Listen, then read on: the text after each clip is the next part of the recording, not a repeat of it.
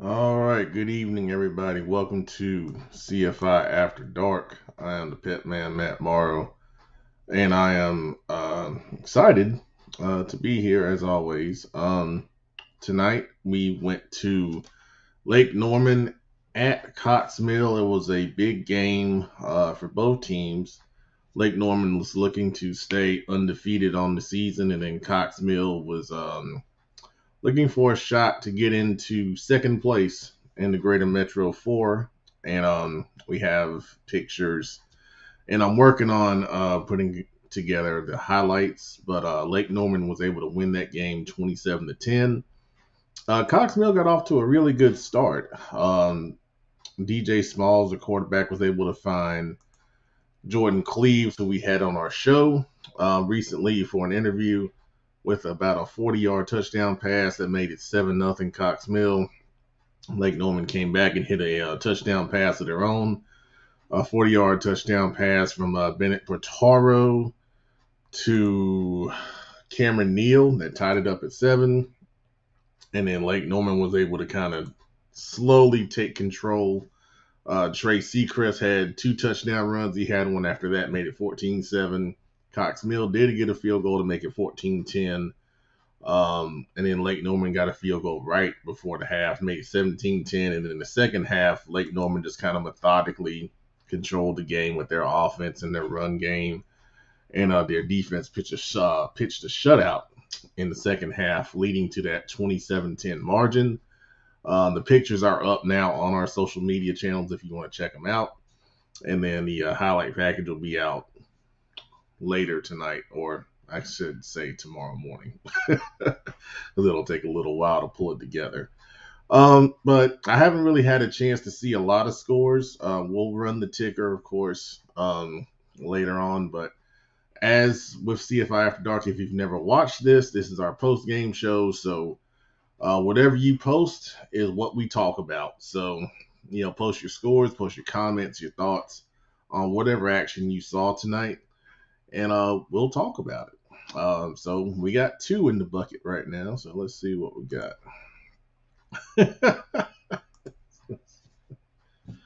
It's unbelievable. You have to subscribe to us to be the first comment every week. You have to. It's good to see you too, Kim. Appreciate it. I saw Barry had a bye. I saw they did a pretty cool cookout thing over there too for the bye week. That was pretty cool. All right. For some game action. Yes, yes. We are going to put some type of award together. Yeah, we're gonna do something.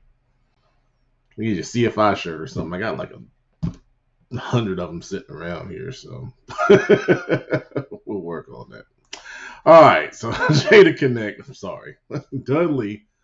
48-7. Who's RC? I don't know who they played tonight, but that's a big win for Dudley as they continue to cruise toward the playoffs. And a lot of impressive athletes for Dudley. We highlighted LJ Southern. Thank you, Jay to Connect, for the big game he had recently on the show. So, more of the same. It's going to be a really fun playoffs, man. Really fun playoffs. There was a big game in the SOMEC. I saw this game was kind of, tight in the second half, but RGKL was able to beat South Mech 28-14. That's a big win for RGKL. It helps them stay in the playoff race. The big loss to Myers Park last week. I think down the stretch, Myers Park will be favored in their future games. So I don't think they have a shot at the conference title unless, some crazy stuff happens. But this does help them immensely keep on track for a wild card berth in the state playoffs. And then for South Mech, it was a really big game. They had won 3 in a row in conference play. They were undefeated, tied with Myers Park for the conference lead. So this is their first conference loss. But they said they have yet to play Myers Park. So if they're able to beat Myers Park when they play them, then it could create kind of a 3-way tie scenario. And then you have to kind of start looking at tiebreakers if that were to happen.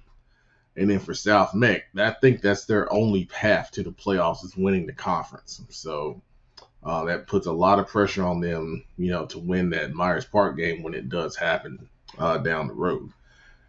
All right, chat administrator, we missed you on the show this week, man. I know you've been working a lot.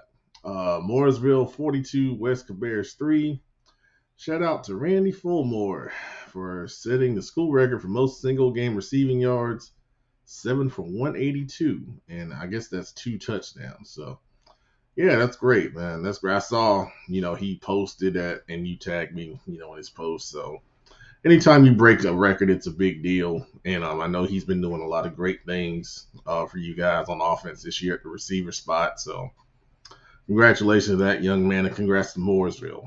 Continuing the track toward that big Lake Norman showdown at the end of the season.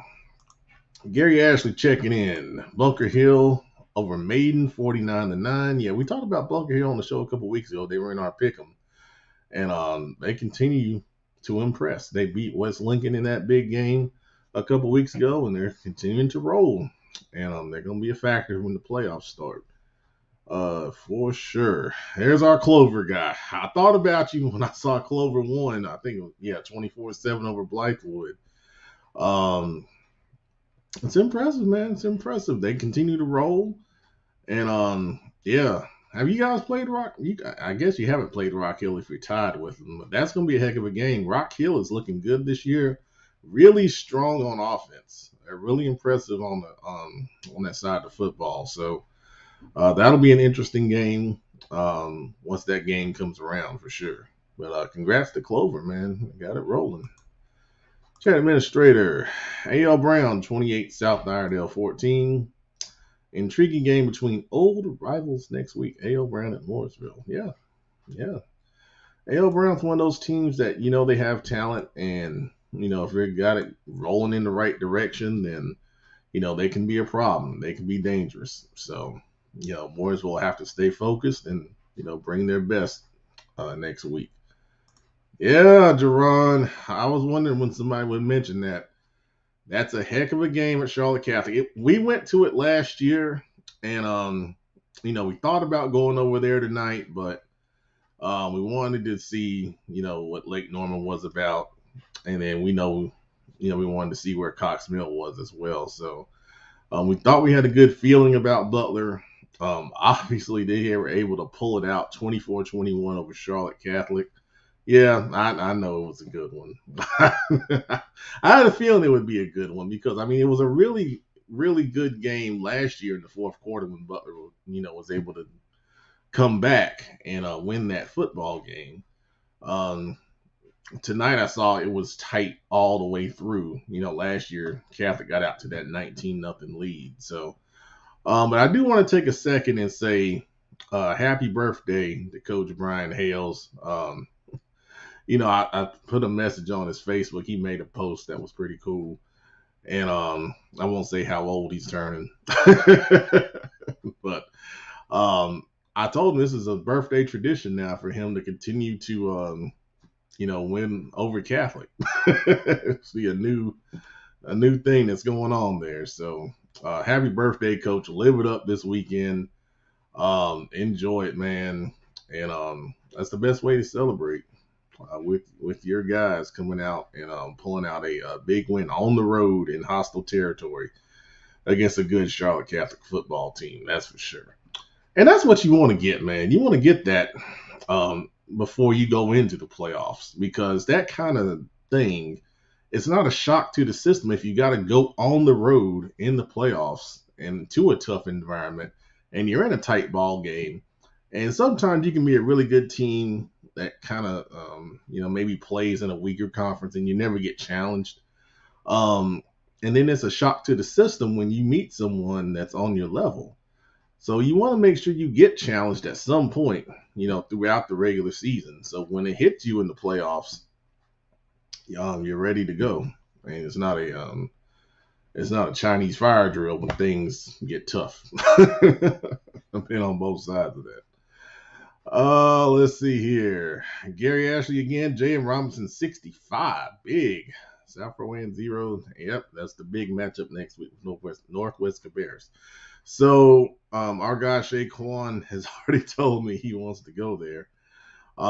So I'll be solo next week, so I don't know where I'm going, but I will make sure that he sends me every detail that he can. So when we get on here next week and start talking about it, we'll have some good information to share about that big time matchup in Cabarrus County.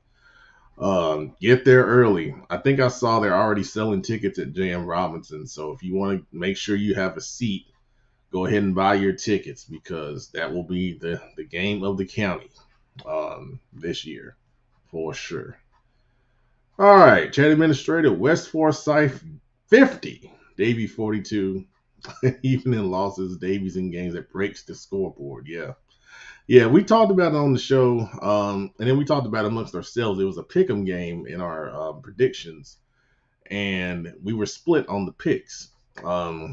I chose West Forsyth because I felt like they had enough defense to slow them down. You're not going to stop Davy because they're so good offensively, but I felt like they had enough to slow them down to win a game, by this touchdown, 10-point kind of margin.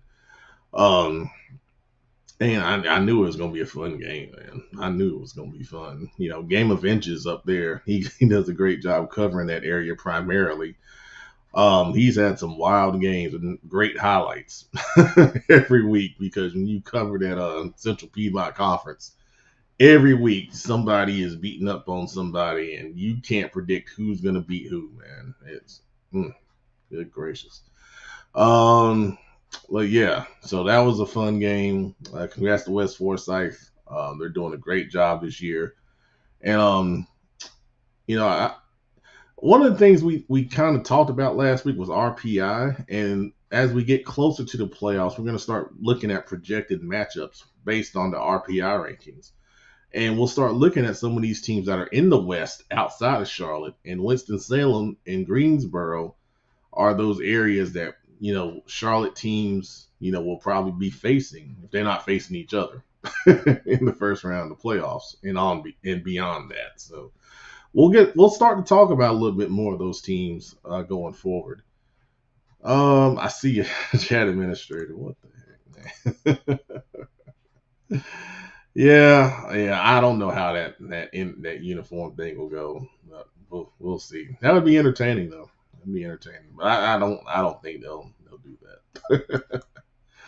Oh yeah, Gary Ashley, thank you for this one. Statesville, big over North Iredell, 60-28. Statesville is really playing well, man.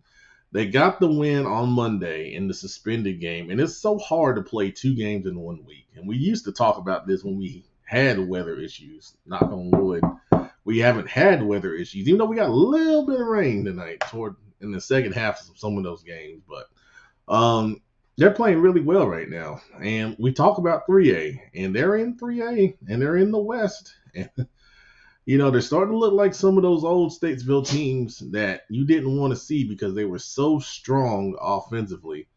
And they're getting it rolling, and they're gonna be a tough out.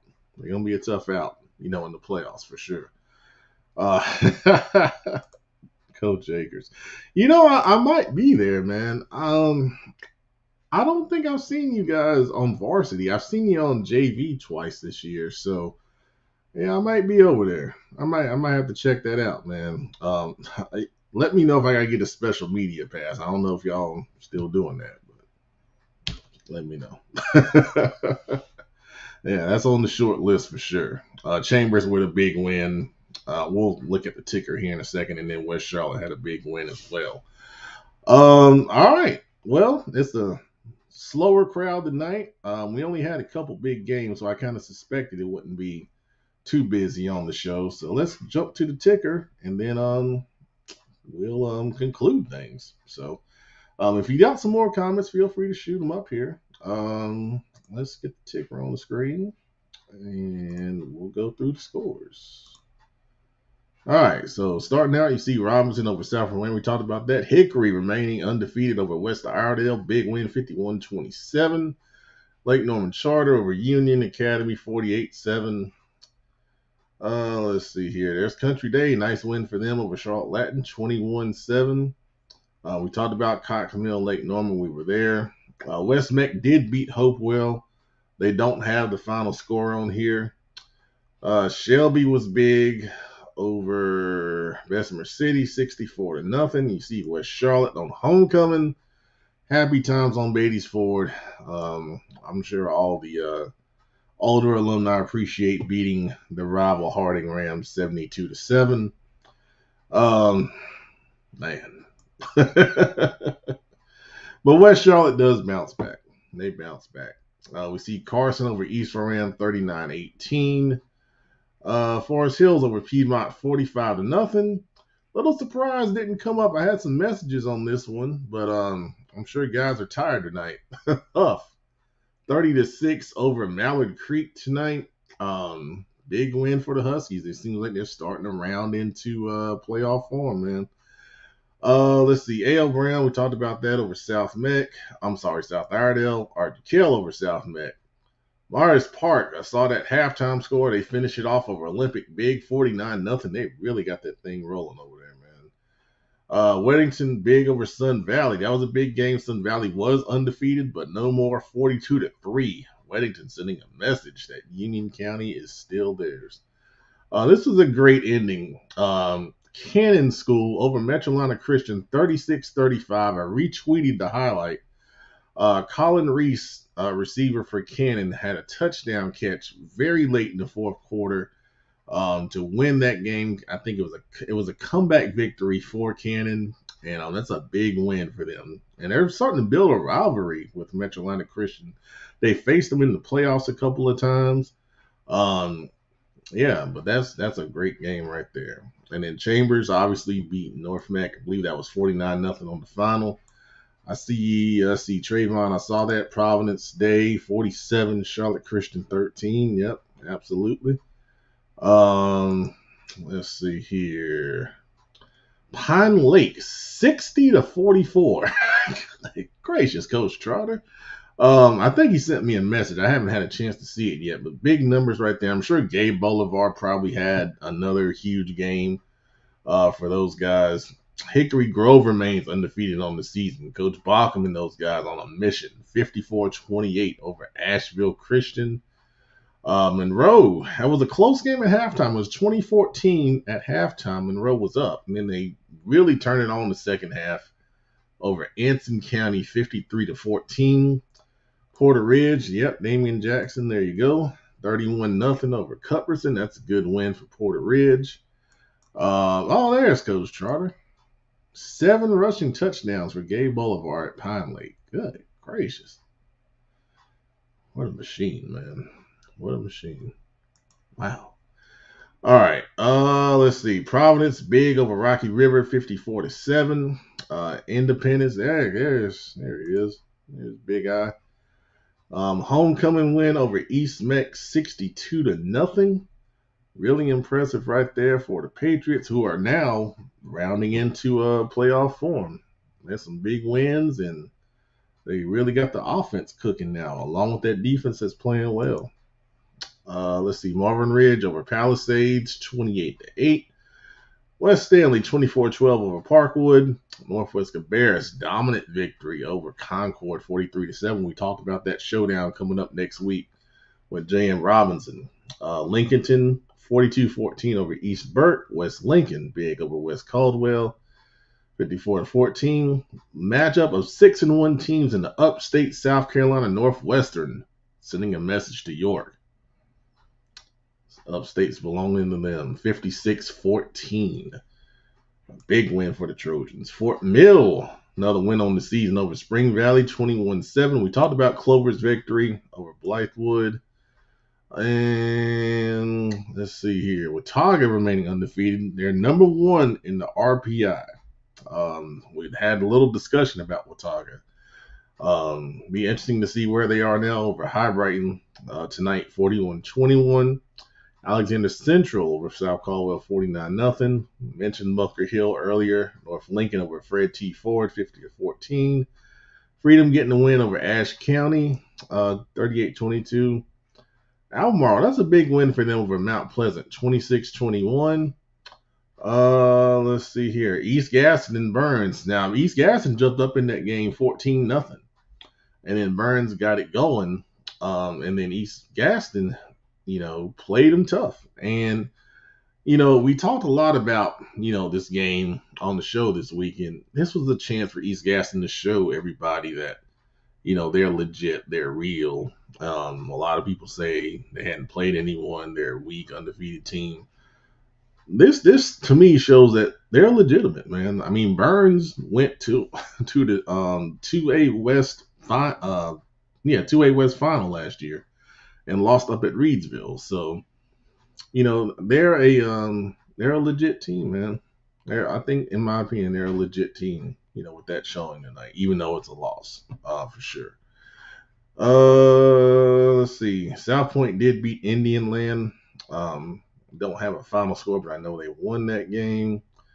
Let's see. Bandy's over Newton Conover. All right. So we had a couple of more comments come in while we were doing that. So we'll jump back to those and finish up the show. Let's see here. Tailgate. Oh, man. Yeah, let me know what the menu is, man. Let me know what the menu is, Hawk. And, I might come by for that. Real quick, when before they were Chambers, of course it was Vance, and then Coach Brand was there, and Coach Brand invited me to come in. I think it was after they won a conference championship. We did the interviews like we always do, and then he invited me to come in. And there was some room somewhere. I don't think it was a coach's office. There was some room in the back of the field house. And I went in there, and there was this big platter of hot wings. I've never seen a platter that big of hot wings. It was untouched, and he was like, "Pep, you get all the wings you want." I've never in my life seen anything like that. But anyway, I just wanted to share that. All right. Gary Ashley. Gaffney 17-7 over Boiling Springs. Gaffney, yep, they're going to be a factor. They're too talented not to be a factor in the upstate, that's for sure. Trayvon, Ian Klein, he is new to Providence Day. He came from out of state. We talked about him in the preseason where we were kind of talking about all the teams and then players to watch. He's good. Yeah, he's very strong. Strong with good vision, especially on inside runs. Really good agility. And he's a junior, so he'll be back next year after Jaden Davis and those guys graduate and go on to play on the next level. So that'll be a name that I think will even get more pub, next season for sure. Summer Blevins says, Harding players never gave up. They played hard all the way to the end. Just in general, some of these teams that are having rough seasons, I'm impressed with how they continue to play. It's very easy to just say, I'm good, I'm done, I don't want to play anymore, take me out, so forth and so on. For a minute on Harding, they're a young team. They graduated a lot of guys the past couple of years that were, some of their main players. Coach JT Stone has come in, and he's an intense guy, but he wanted to be in a building situation, and that's what it is. Another real brief story. In 2014, I coached at Harding, and I was the assistant head coach and offense coordinator. We were very young, similar to this. And, we put together a JV team, took our lumps, kind of like Harding's taking their lumps now. But the core of that JV team, especially, those young guys stayed together, and they ended up winning the state title 3 years later. The only people that were not on that JV team were Kavaris Crouch and Javon Gwynn, who is now playing for the Atlanta Falcons. the rest of those guys, Brahim Murphy, Trayvon Corbett, oh my gosh, little Reggie. What was Reggie's last name? Reggie Burris. Yep, Reggie Burris, and then a few more guys were the core of that JV team that didn't win a game. So if you want to build a program the right way, it starts with keeping those young guys together and growing them together. And that's what's happening, at Harding right now. So, and everybody understands, what the process is and what needs to happen. So, those building blocks are taking place for sure. Let's see here. Eric Walker, Metrolina. Oh my gosh. Up 13 with 2 minutes left. Whew, that's rough. Yeah, that is heartbreaking. Wow. Good gracious. Man. Jada Connect, Reedsville 54-0 over Walkertown. Yep. Dominant win for Reedsville. They're in 2A. And that's another team we talked about. Start looking at teams. They're 2A West. So you start looking at teams that, Charlotte area teams could face down in the playoffs. Reedsville is definitely a big factor there. Let's see. Sean says couple strange weeks in Stanley County. South beat Albemarle last week, then Albemarle beat Mount Pleasant this week, and North beat South 42-12 this week. And then Jay Jackson, another big week of 2 touchdowns and 150 plus yards on the ground. All right. Awesome stuff right there. So make sure if you have, or if you know players that had a big game this past week, reach out to us. You can send them in DM, or you can tag us in a post on Twitter. Let us know the stats of what you did so we can have the opportunity to highlight you not only on our show platform, but on Prep Red Zone. We have the opportunity to highlight players and teams, on those platforms. So please reach out to us. Let us know if you did good and you did well, or you've heard of someone doing well. And we'll be glad to give them the shine and pub that they deserve. So, all right. So on behalf of all the show crew, I'm the Pet Man, Matt Morrow. We're going to sign off. Thank you for watching CFI After Dark. You guys have a great weekend. We'll catch you next Wednesday, 7:30 p.m. on Football Focus Weekly, the best show there is talking high school football in the Southeast. Thanks, guys.